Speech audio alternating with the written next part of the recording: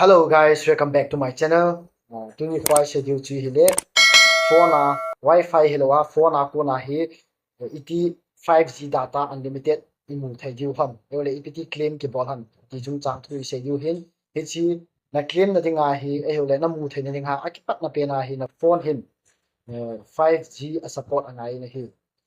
hi 5G a support hi ipiti ki jana ni tile kai tabanga video vet na ha na ole 24/7 my phone na vet jinga Facebook Insta ole YouTube la video na vet jia ole K drama ole drama dang dang na vet jia hi le chen ni khana hi piti sai di ha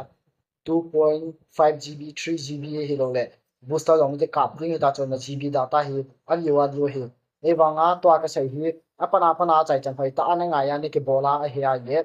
ni khana dinga a hi ole khana dinga hi na nga Wi-Fi jong la ngai ta lo awan le 5G data unlimited ni khana dinga booster long kap ngai ta pon hi ji chu na het thein ni apana ni a chai chan phai ta na ngai lang a step so hi phai ta na ji le chin nangin zong kai ta banga hi 5G data unlimited na man ding na loi na pai mi jang pha da hotspot e la Wi-Fi na share thoi hi e tun a step so so na ngai taw hi te le aki pat na pe na hin zo ka sei banga chu na phone a hi 5G a support nam ti chu ve ma sa in lang e la na locality no na mun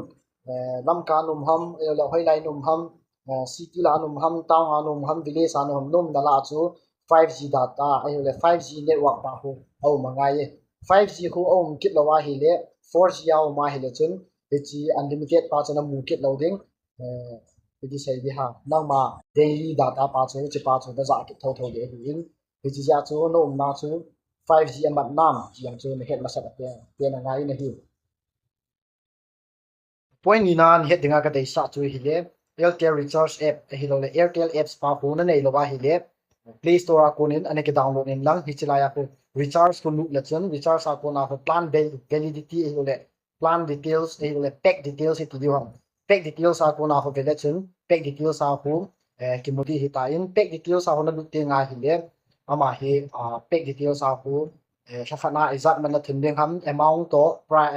amount o min avana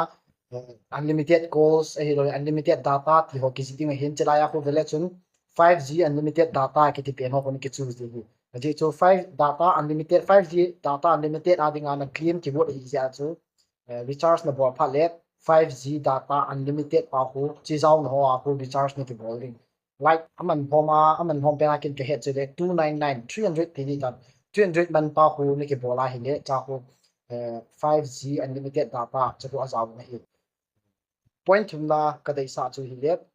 hi 5G unlimited data hi chi zaw na pack details pa hu ne ki thun chai recharge ne ki bor ro pha le khun na chi ding la noi lang a hu hi apps ma chana na anoi lang na su ka ya hi le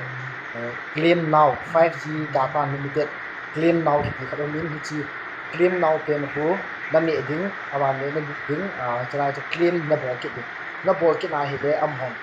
nan het la taw nan het phano le hi na claim na ko na chu apet ta na hi ham ai le cham pha zo le 5G data unlimited chuna hin mu thai de ta hi che phat chom na chu bi ham ti le 5G unlimited data na ne ya ko na chu Wi-Fi ne hi zong chu ni thum ke a hi lo le zang hen lai pi le su ni huma video ve ha na he le video na 24/7 na na hi na loi na pai hi ta chu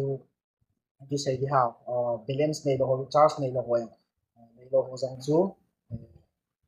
hotspot no na hi le am hong ni thum ke kya ki chim thei ya chana bon mana za hom theu hi ne net a ha ko wa hi le chen hei ta chen dom share jing hi tin jong kamangin ni khat le aka le tin jong hotspot ko on ji ti ngai hi le hin ni thum ko on pi ji in a thang pin 20 GB ho a hi lo le ni khat nei me ka ti ho ni khat nei me 20 GB e ho le 15 GB ti wa ya hom tin ka jang bo in ka za kal jang hi around 20 days or hi ta in it chu hi le ki tong mo ne ka ti na hi na ja chu na ngom jong to ka sai si chu hai ta na ju ya na bola hi le